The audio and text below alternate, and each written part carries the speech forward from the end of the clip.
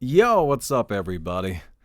And welcome to the Chroma gameplay reveal moment. um, I'm actually really nervous about this. So here's the thing, alright? We've been working on this game since August now.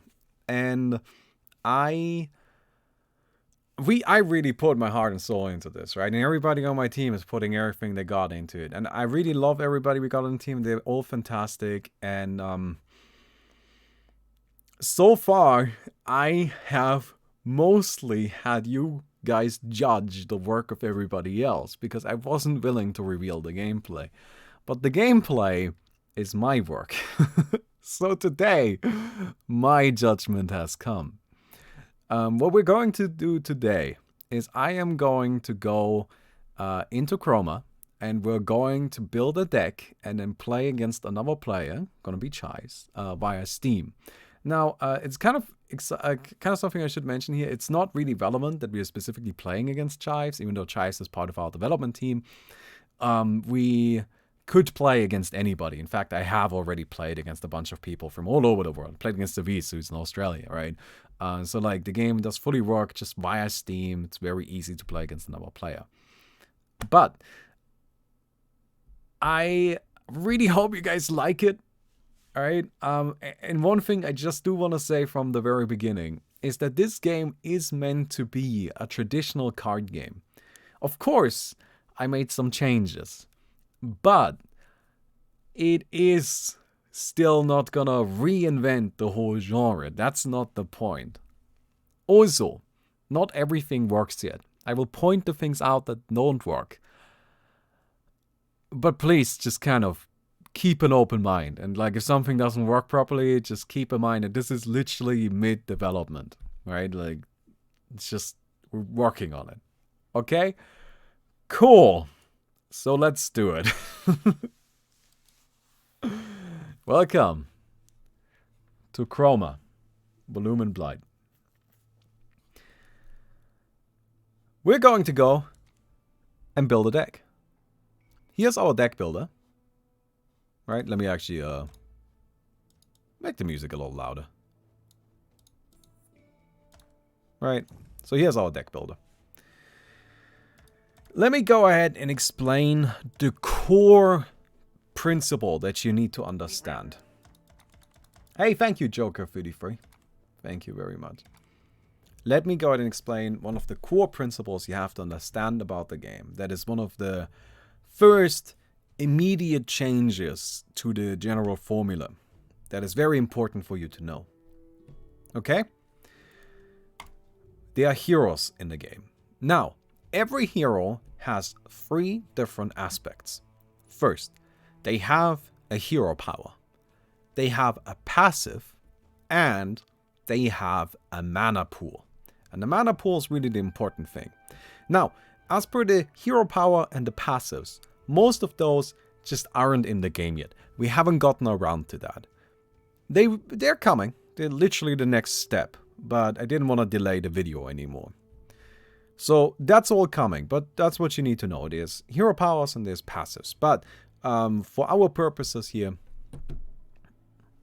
the heroes mostly have a hero power that just says deal 1 damage. Okay? Cool. The important thing that you need to understand is the mana pool. So you can see, for example, here we've got Mole, Mandrake, Chimera, Astromagus, and Ranger. There's a whole bunch of other heroes available, as you can see. Right? It's not just those 5. Right? There's Vine, Mama Yaga, Frank. I like Frank. Do you guys like Frank? Of course, Baby Boomu. Right? But we aren't just looking at these 5. We're currently looking at 20 designed heroes.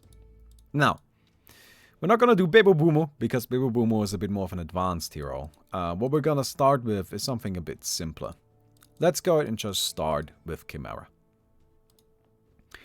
So, we have selected Chimera. Now, you may notice that here on the right side of our deck, so if we add a card, it goes in here, right? But on the right side of our deck, we have this bar. And down here, Actually, you can't see that because my face is covering that. So I'm going to remove my face for a moment. There we go. So down in this corner, you can see there is 6 green and 6 blue. When we selected Chimera, it also says here 6 green and 6 blue. This is how you build your mana curve. So the way this works is that at the start of your turn, you gain 1 mana. And that mana is just like you always get it, right? You don't have to do anything to do it. You don't have to play a land. You don't have to pay any additional resources. You just get a mana. But that mana is always of a color. And you decide what color it is here in the deck builder.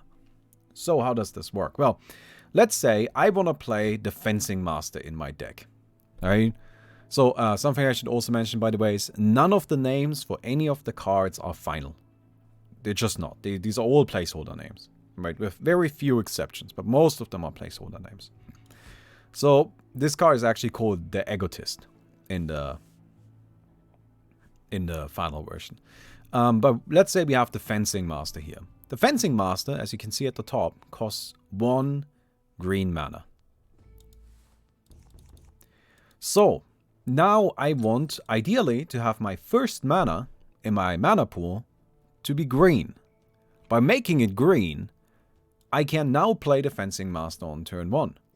Now, looking at my mana pool, you can see that red and purple are grayed out. I only have green and blue available. Again, looking at Chimera right here, you can see she has 6 green and 6 blue. By the way, this screen right here is garbage and it's not done at all, in case you can't tell.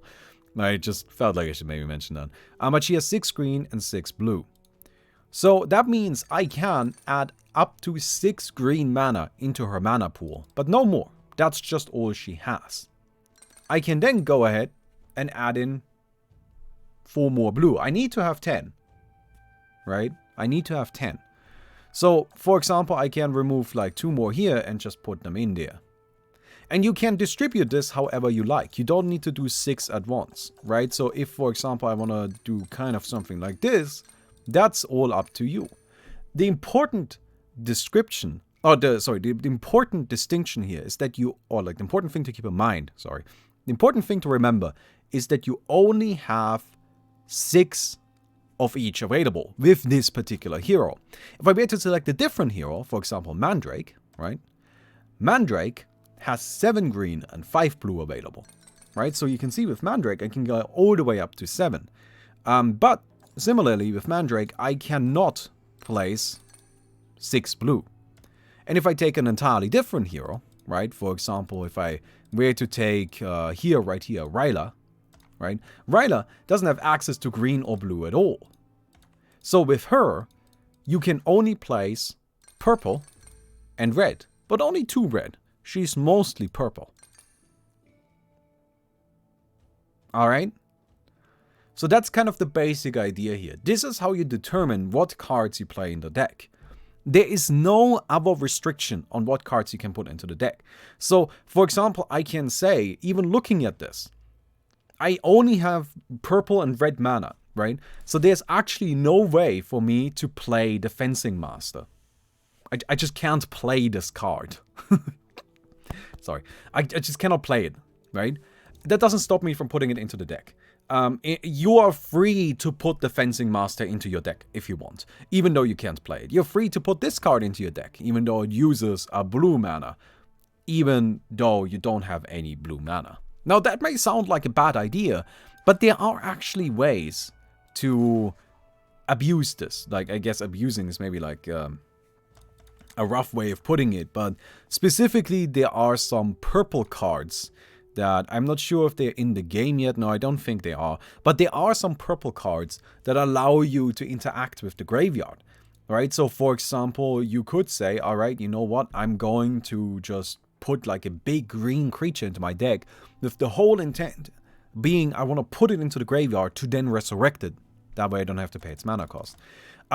But, of course, generally speaking, there is a loose restriction here in the way that I cannot really play a card like the Fencing Master if I'm playing Ryla Regdale. So, we're gonna go back to Chimera though. Alright? So, here's our Chimera. I hope this I'm actually, oh god, I'm so nervous about all of this. So this is kind of like the big deck building restriction, right? We have 4 colors, and the way the mana costs work is fairly straightforward. So this guy costs 1 green mana to play. This right here is 3 red mana, 1 blue, and then 2 gray. And gray is any color. Like, you can use green to pay for this, or purple, or it just doesn't matter, right? You can use any color you want to pay for this card. Or for this mana cost, right? But you still need 3 red and 1 blue. In that way, I think it's fair to say that it is very, like the way the mana costs are structured is very similar to Magic the Gathering. And by very similar, I mean exactly the same. But to me, that's just a system that works really well for this purpose. Now, you can see immediately that there's actually a lot of aspects that you need to keep in mind while building a deck. So first of all, we want to make sure that our heroes, hero power and passive and all of that matches up. Now, that's something we're not really going to think about right now because, again, those effects aren't properly in the game yet.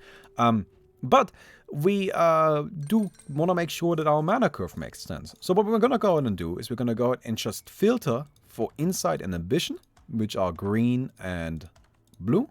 And we're going to exclude, wait. Oh, there we go. Oh, that's a little weird. Okay, that might be something I don't think we have done before. But anyway, it's not that important. So, we're going to... Oh no, actually look at that. It's like... Oh, okay, I get what I'm doing. I get why what I'm doing is weird. Because I'm also filtering for mana. Haha! That was not actually the game being weird. That was the game having more features than I was even aware of. Alright. Okay, we're gonna go ahead and go in here and filter out Valor and Devotion though. That... Oh, I clicked this again. Man, I'm really not on top of my game today, am I? Alright. There we go. So, now we only have green and blue cards in our search. Alright, and we can use this to build a deck. And the deck building process is pretty intricate. So, for example, generally speaking, I think green has great 1-cost creatures. Like, the Fencing Master is absolutely fantastic. Landscaper is very powerful. This card is insane. Right? Stinging Beetle, I think, is kind of alright. But most of, like, I feel like these two are very, very powerful. Now, you can kind of see there's some lore here already. Some of it I think is actually really, well, actually I think all of it is really awesome. There is a deep, intricate lore behind all of this, right? So with the Landscaper, this card is actually called Blight Tamer. Most Vanguard initiates learn some spells, make some new friends, and call it a day. But now and then, if they're particularly smart or lucky, or both, someone stumbles upon something truly spectacular. Alright, so that's kind of like our... it's kind of like a card here. So we're going to go ahead and like maybe put a few of those into our deck, and then we have our Fencing Masters here. So we can also look at like what 1-cost creatures does Blue have, for example, right? Blue has the Rich Patron and the Old Sorcerer, which are actually really good 1-cost creatures. But you know what? This seems like something that we're not going to do right now. So our first mana is definitely going to be green. Makes sense. Right? So the next question then is what do we want to do next? For example, do we want to play a card like the Wilhund, right? Battlecry, use your hero power. Well, that seems kind of pretty powerful. Now, something I should mention, by the way, is that a lot of the keywords as they are right now, they might remind you of other games because they are straight up ripped from other games. That's for like ease and design. A lot of these things will be renamed very soon.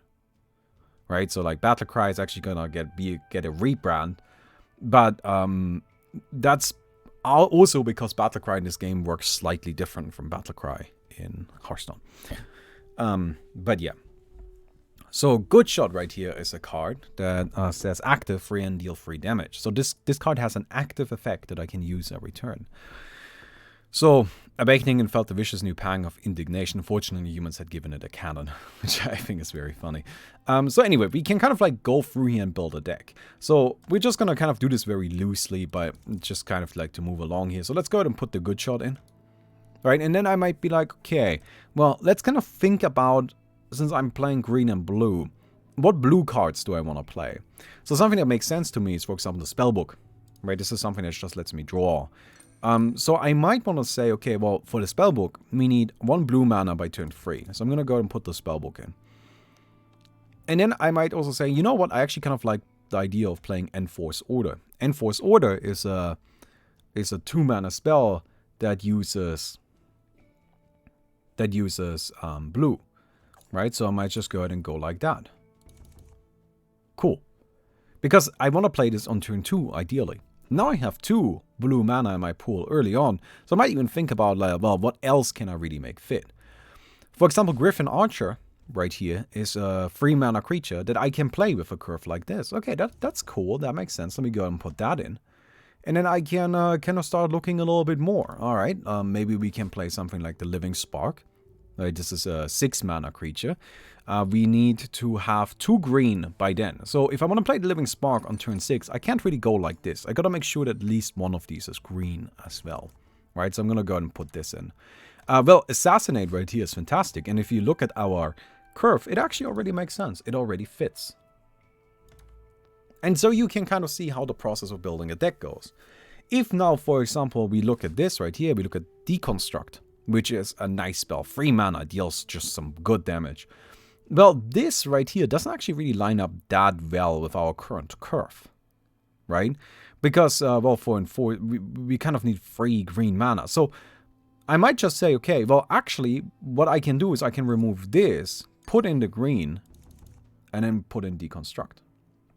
Now, the way deck building, like the amount of copies you can put into a deck is you can put in 3 copies of any given card, with legendaries being restricted to 1 copy, and you have a maximum of 40 cards in the deck. The sideboard is 10 cards.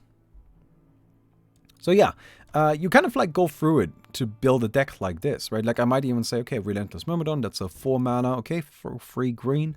Yeah, you know what, that actually does fit. And that's how you build a deck. Like it's really kind of this intricate balance of always finding, okay, how much mana can I fit here? How much can I do with this? Which cards can I play in which order by by adjusting my mana curve and by saying which cards I even want to have in the deck. All right, cool. We're not going to finish building this deck because I already finished building a deck for us. And also I can actually come back now. Hello, I am back. Sorry. So, I am now going to queue into a game. As I mentioned, this is just on Steam. Just on Steam, right? Okay. Well done. Oh, what does the sideboard do? Sorry. A sideboard is if you're in a best of 3, you will have a sideboard of cards. And in the sideboard of cards, you have 10 additional cards. By the way, here's how the mulligan works. You can decide if you want to keep it or if you want to shuffle it back. I think this is a shuffle back. Yeah, that's slightly better. Okay, cool. So anyway, but in a best of 3, you can decide if you want to, what am I saying? In a best of 3, in between games 1 and 2, and possibly between games 2 and 3, if the game isn't over by that point, you can decide to change some cards out. Right? So you have those 10 cards that you can move in and out of the deck to kind of like adjust your deck a little bit against the opponent you're playing. An important thing there is you can also adjust your mana curve. So anyway, something I should mention really quick is I have 30 HP. This is just a bug. This is not intentional. So, at this point, I want to kind of like point something out. At its core, when you play something on the board, it works mostly like Hearthstone. So I have a creature here, and I can't attack on the first turn. I gotta wait a little bit. And then next turn, I can attack and do all of that. But it's not quite that simple. Oh, sorry, the mana's hidden by the camera. Okay, I'm really sorry. No, that's the wrong one. Let's go like this. This should be fine. I was just getting to the fun part though. Okay, there we go. Sorry. Okay. I have not been this nervous doing anything on stream for such a long time. So there is one feature in this game that I maybe should bring up. You can attack normally, right? So like I can't just attack like this. Although this guy has taunt. Gotta attack this first, right? Can't go for face. Well, you can see this creature has an active ability, so I can just kind of like shoot it like that and then go face. Cool. You stop my turn, but it's a very effective way of going about it. There is one small little bonus feature that I maybe should mention. And that is you can put creatures into a so-called defense mode. So currently, my creature is in attack mode. Attack mode works pretty much like combat does in Hearthstone. I choose a target and I attack it. Right? I can play this guy and boom, it fights and all of that. Now, defense mode, a lot of you, I can already see people in chat being like, oh, Yu-Gi-Oh! It doesn't work like in Yu-Gi-Oh! In fact, I kind of want to change the name of it. Like, the name of it isn't very good right now. But it's something we're working on. Defense mode works like this. Every creature, you can... Okay, I'm kind of like waiting for this. Alright, so a creature has this button here when they are on the board. Toggle attack / defense mode. And once a turn, they can switch between attack and defense mode. Defense mode looks like this. So you can see that it now has a different shape, right? Now, defense mode comes with a few features. Well, it's actually mostly two things. The first is a creature in defense mode can't attack. And the second is a creature in defense mode can't be attacked. So by putting this creature into defense mode, I have now created kind of like a defensive position for this, where it is able to just kind of sit there and it isn't easily going to die. Right? In fact, it is quite difficult to get rid of. Now, you can still use spells on it. Right? You can still use any ability that targets. You can use any spell that targets. All of that works. You just can't attack it. That's really important, right? Defense mode is a defense from other creatures. That's the big important thing there. So, there's quite a few other things that maybe I should also mention. So we don't just have creatures, spells. There's also enchantments. So you can see, for example, this right here is an enchantment. The way enchantments work is when you put it on the board, they have a so-called span. You can see this yellow heart here. This span will tick down at the start of your turn. And once it reaches 0, the enchantment goes away. And every enchantment kind of has its own effect.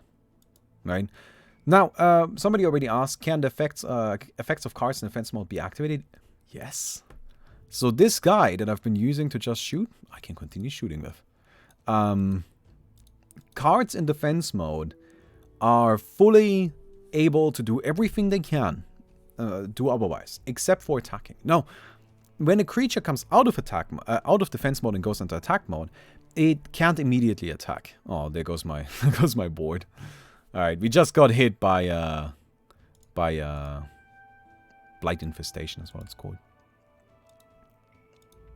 Anyway, I am gonna go ahead and yeah, let's go ahead and play some boys. Alright, and then just continue shooting here. The deck we're playing right now, by the way, is a burn deck. That's what it's about. It's all about kind of like burning out your opponent directly, killing them through direct damage. So I'm just kind of like trying to figure out a good way how to make that work. Hey Bob, thanks for the 20 months. Appreciate it. So, enchantments.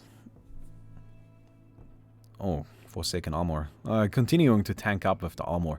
Armor also doesn't work like it does in Hearthstone. Because, well, the big difference in with armor is that in this game, you need to break through armor one attack at a time. Like, armor absorbs a damage instance. You can only deal 1 damage to armor at a time. So, ain't 40 HP a little too much? It's a bug. Oh, I maybe should have been clear about this. The 40 HP isn't the bug. The 30 is. Sorry, I maybe should have mentioned that. 40 is the intended amount. It may seem like it's a bit much, but that's because I have not really been doing anything. I can start killing things pretty quickly, so I'm gonna just go ahead and start attacking here. Throw down... Oh, I don't have enough mana for a Living Spark. Yeah, currently the way mana works is a little quirky at times. Although, actually, that right there was my bad. Alright, we're gonna go ahead and activate... I don't have enough mana for this. My deck is not the most beautiful construction either. Alright, you know what? We're gonna just shoot here and just chill.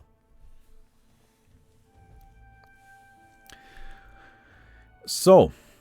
no, 40 HP is in the intended amount, and 40 HP is not that much. It's really not that crazy. You just kind of gotta trust me on this. 40 HP you lose very, very quickly in this. I am now going to start killing Chais. Alright? To kind of like maybe prove the point a little bit. So what we're going to do, we're going to start by doing, is these creatures that I have here, they give me spell power +1. Meaning that my spells deal 1 extra damage. What I'm going to do is I'm actually, instead of attacking with them, I'm going to put them into defense mode. And then I'm going to play a Living Spark. And then I'm going to use my Deconstruct, which now deals 7 damage because I have 2 creatures with spell power. Deconstruct to kill this. Now, I should have put Living Spark into defense mode. That was my bad. That was a bad play. Sorry. But what Living Spark does is it adds an Assassinate into my hand at the end of my turn. Assassinate gives me, deals, what the spell does is deals 2 damage twice. So with spell power, it means it deals 4 damage twice now. Which means it is now a very, very, very strong removal spell, like an exceedingly strong removal spell. And also we just got a problem. So we just had Fua's Blessing played on this card, which is now an 8 attack creature and is spell immune, meaning it can't be targeted by anything I have. So I might actually have to sacrifice my Living Spark, which is a bit unfortunate. But that's okay. So the whole idea of this deck here, no, I need to actually get rid of this. Can I? Target is immune. Okay. Well, that's kind of a little bit unintended. Can I target him with that? Alright, cool. It's not really how it's supposed to work, but hey, we're working on it. Alright, let's go ahead and draw some cards. Thank you very much. And then let's drop Vicious Sorcerer. And now we're going to... oh, I already attacked with that, so now I can put it into defense mode. Do you kind of like see the intricacies this brings? Alright? Like, there's so much you can do with this. The thing is, this game has a lot of deck building variety because of the open color system and all of the different heroes in it, as well as having a lot of kind of gameplay variety because of the kind of like the intricacies this new mode brings to the game. So right now we're kind of like getting attacked by a few things. Nothing too crazy, but you know, we're working on it. Alright. If the card uses white mana, I think you mean gray mana. Can you choose which color it uses? Yeah. So this is something we're still working on. Currently, all of the mana is used kind of automatically, and it's bad. It just doesn't work that well.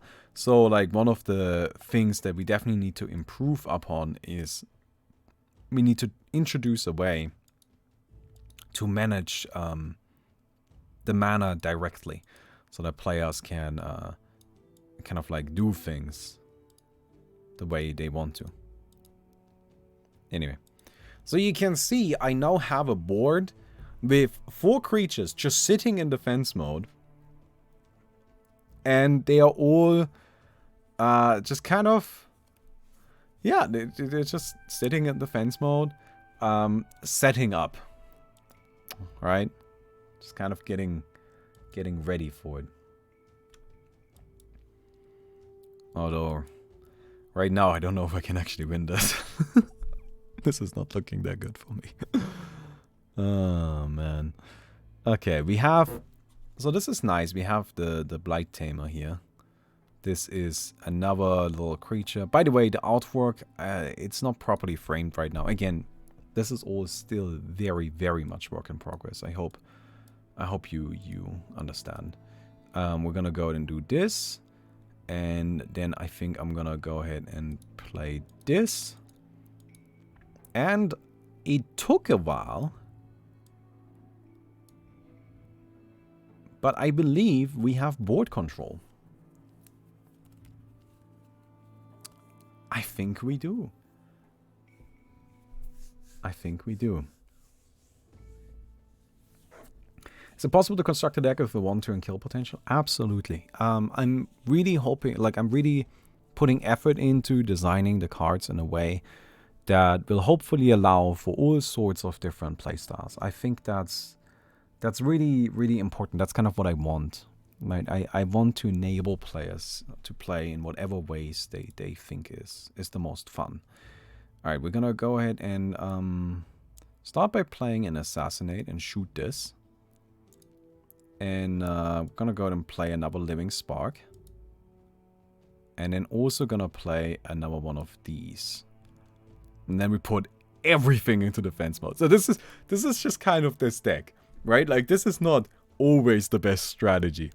But right now, my plan is just put everything into defense mode, make sure everything is protected, and then just kind of start shooting the enemy.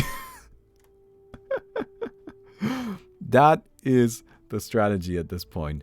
I have 13 life left, which is looking a little bit scary, because it's gonna go down to 6 right here. But the good news is we have the stuff we need. Now we just need to start getting use out of it. How many units can you place on the field? 7. So this is what I like. The stuff on the board is what I personally refer to as permanence, right? Where a permanent is something that enters the board like this, right? And enchantments do, right? Enchantments do. Landmarks, which is something we haven't seen of, but that's because there aren't any in the game right now. But enchantments enter the board like this. Landmarks enter the board like this. And then finally, also we're gonna start burning. Look at that. That's 12 damage to the face right there. We might just win next turn. We might just win next turn. So how do you mutate that card to get +5 spell power? So mutate is kind of like a unique keyword to our game, where the way it works is there's a mutate counter that you're supposed to have that isn't currently being displayed, sadly. But at the start of your turn, the mutate counter goes up by 1, and you can also spend 1 mana to increase it by 1. And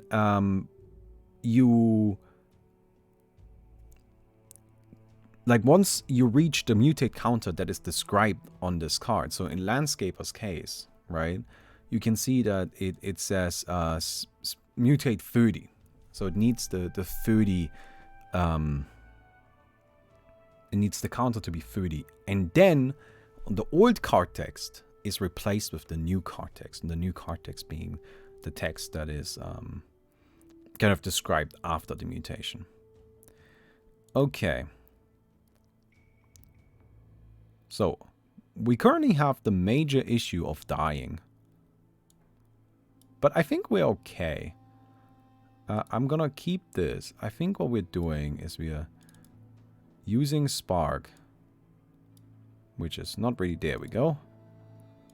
Sorry that it isn't, that it isn't, you know, like super nice yet. We're really like working on it. I'm gonna go ahead and shoot there. And continue building up these assassinates in our hand, which we can use for, like, the way it's looking, we win next turn. I think that's what's gonna happen here. How will the game be monetized? Will it be pay to play or free to play? It will be entirely free to play. And when I say entirely, I mean actually truly entirely free to play. You don't have to pay for anything. You don't have to pay for the cards. You don't have to pay to download the game. You just come in, build a deck, and start playing. And hopefully once you do that, the game is gonna be a little prettier than it is right now. God damn, you've got a lot of armor. I think I need to continue removing. Although, like, right now, I'm in a state. So, you might think right now, okay, now this seems a little unfair. What can Chives even do about this? Well, that's kind of like the thing, right? Like, right now, this is a pretty rough position for Chives to be in.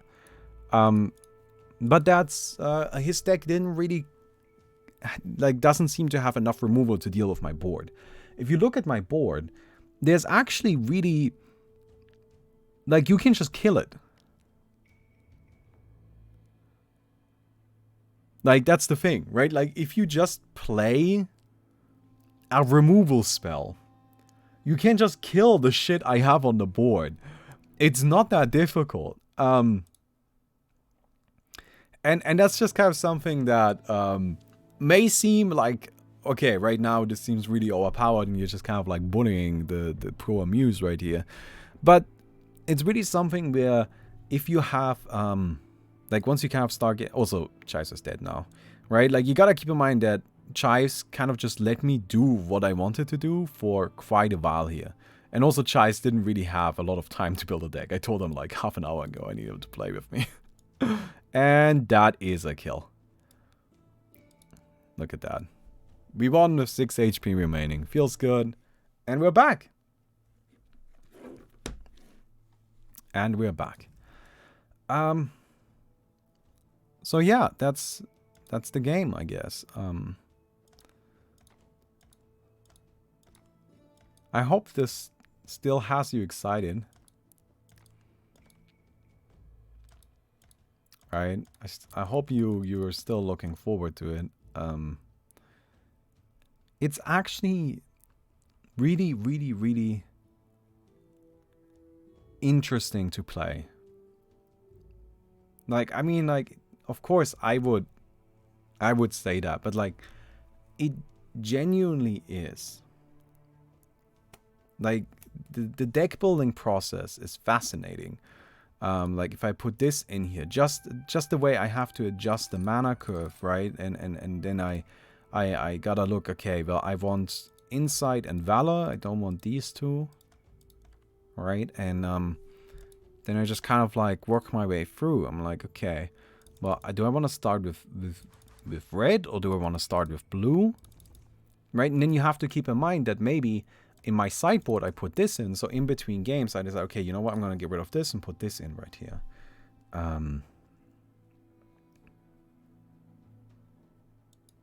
And yeah. So that's it. The game is currently in a very, very, very, very super closed alpha state, is how I would describe it. Where like maybe 10 people or so can actually play it. And I'm not planning to expand that right now because, as you saw, it still has issues. Like, it's still not in the best shape. But I think considering we have been at this for 4 months, it's pretty solid. And I'm pretty proud of it. And I hope you're gonna stick with us. And we're going to continue, you know, keeping you updated on what we're doing with it. So at this point, I would like to just kind of take questions that I'm sure some of you have questions in the chat, right? I would like to just kind of see what questions you people have. So yeah. Okay. So do you plan on making a detailed tutorial for new players, because this looks very intimidating for people who have never touched a card game? Yes, there will be a tutorial, Chroma absolutely. Reveal success plus 4 months sub plus my birthday equals. Thank you so much, Percival. Thank you.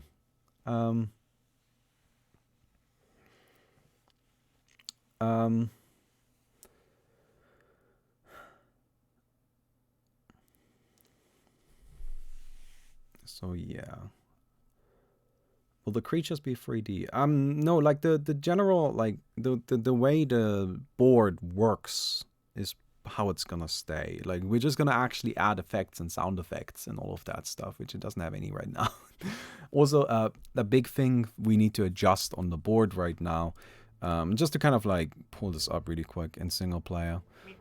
But damn, I just got here. Will this be on YouTube?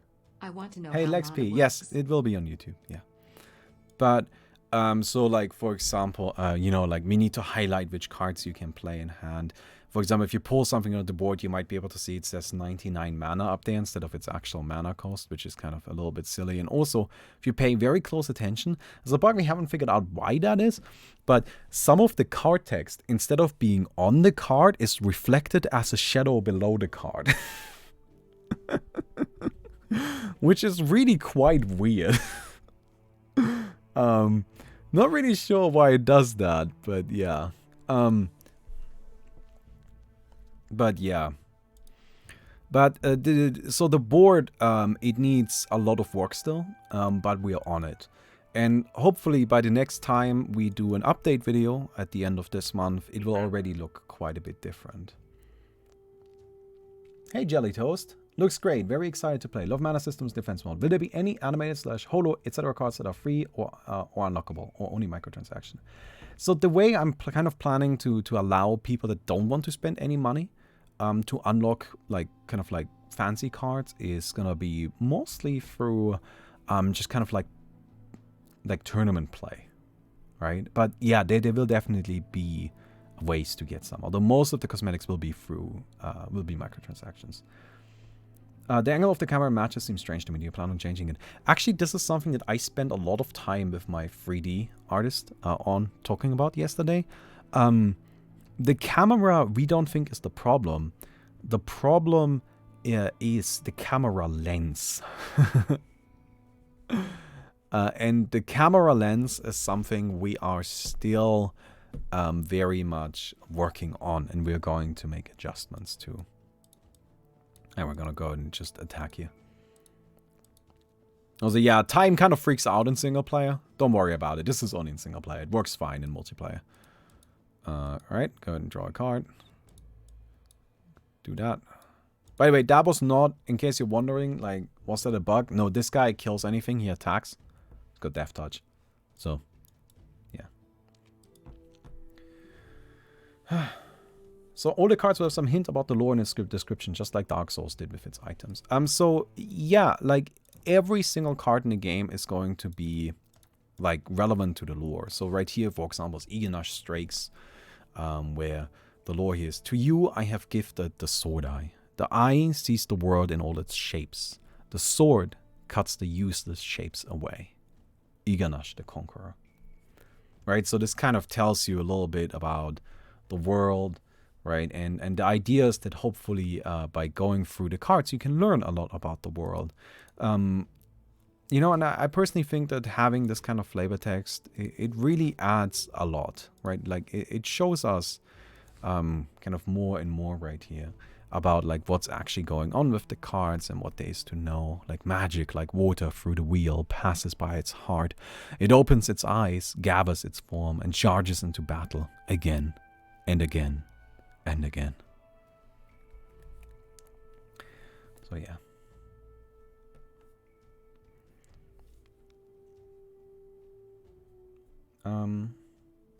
How often will gameplay changes happen? Very frequently, because we're not selling cards. We can actually do a lot of stuff that pretty much no other card game can do.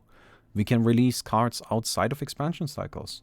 We can just do balance patches regularly. If there's something broken, we can just fix it. Because you didn't buy the cards, we can just adjust them and make sure we have the best possible gameplay experience. But yeah.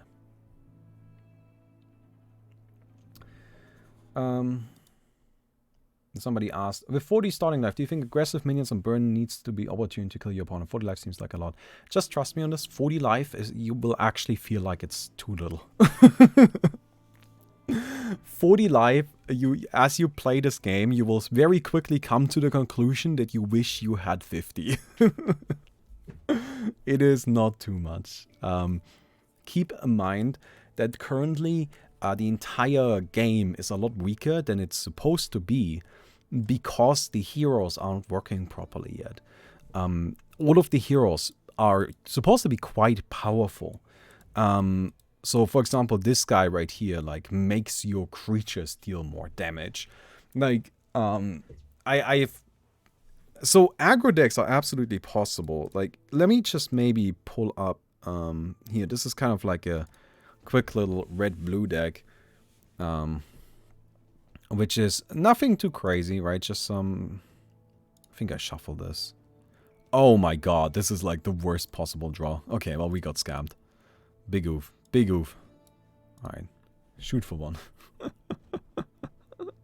Oh man, this is... That's not ideal. Okay, cool. We can go ahead and just... Oh no, I targeted nothing. Ah, that's my mistake. Yeah, you can target nothing with that, which is a little unfortunate.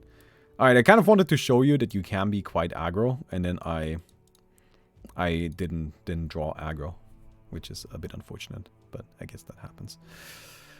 And now I need to adjust my game plan. This, by the way, in case you're wondering, this is very intentional, this kind of situation. I want people to have to adjust their game plan. I intentionally introduced some more inconsistency. So something that maybe should be mentioned about the way the cards are currently designed is there's no card that has the word random on it. Like, the word random doesn't exist. It's just not in the game. And so because of that, you kind of need to make some adjustments, right? You don't want the game to be too consistent, but I also wanted to stay away from the kind of true randomness. Search for random? Sure. I mean, you're not gonna find anything because there's no random. Yeah. Anyway. I think that's it. Hopefully, next time, I might be able to show you some draft. So, I already have a full draft mode designed. Like, that's already, like, a full thing. And, yeah. How strong is the RNG effect compared to Hearthstone? Well, there is no RNG. Like, that just doesn't exist. Will there be a special game mode for this game? Oh, something I really want to do, which this is just, I want to have random decks. There's card draw RNG. If you don't like card draw RNG, don't play card games. I'm sorry, I don't know how to answer that question otherwise. Right, like, if you don't like drawing cards, then don't play card games. If that's something that's like, if that's already over the line for you, then play a different game, play a different genre, right? Is there pay to win? No, all of the cards are free. You can just play it. It's not ready yet, of course. But something I really want to do as a game mode is random decks, which is basically randomly generated decks. Which I know, even though I just said that I don't like randomness, but like, basically every time the way random deck would work is you queue in, and at the start of your game you get a random deck, and you don't save it, you don't keep it like after the game is over. You just get a new one the next game. And you just keep getting, and that's it. And I think that sounds really fun. And the decks would be built in a way that you can actually play all of the cards in it. But yeah. Anyway, there's a draft mode back there already. I'm not gonna explain it.